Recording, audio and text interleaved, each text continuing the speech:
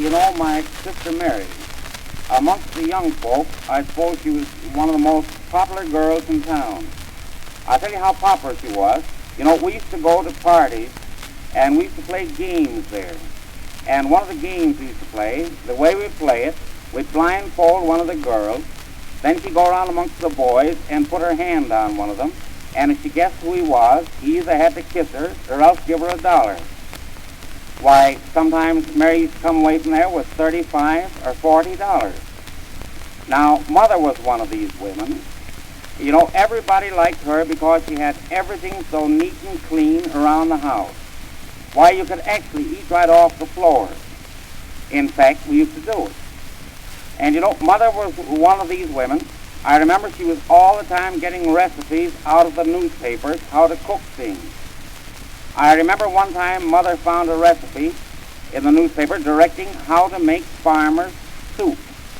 And Mother went at this soup, and it took her about a half a day to make it. And when she had it made, she put it on the table, and I didn't like the smell of it, so I didn't eat any of it. But Hank, my brother, ate some of his, and it made him sick. Well, Father saw it couldn't be very good from the way Hank acted, but he made up his mind that he'd try it and get it over with as soon as he could. So he closed his eyes and drank a big bowl full of it, and he fell over on the floor in a fit. And I said to Hank, Hank, run for the doctor, quick. And Hank started off on a run, and after he had gone, I took Mother in the other room, and I says, Mother, I guess you poisoned them. And she said, no, I haven't. She says, that's soup. She says, I made it just according to the directions in the newspaper. And I looked in the paper, and I says, I can't find where it says soup. And Mother says, well, what's the matter with you? Are you blind? She says, there it is, right there in front of your face and eyes. S-O-A-P, soup. And I told her, I says, Mother, that spells soap. I says, you filled Father and Hank full of soft soap.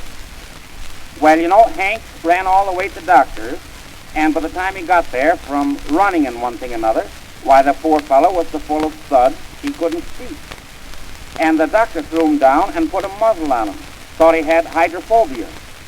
Well, while I was talking with Mother, every once in a while I could hear the baby in the other room.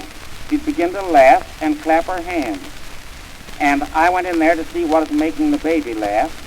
And Father lay there on the floor on his back, coughing.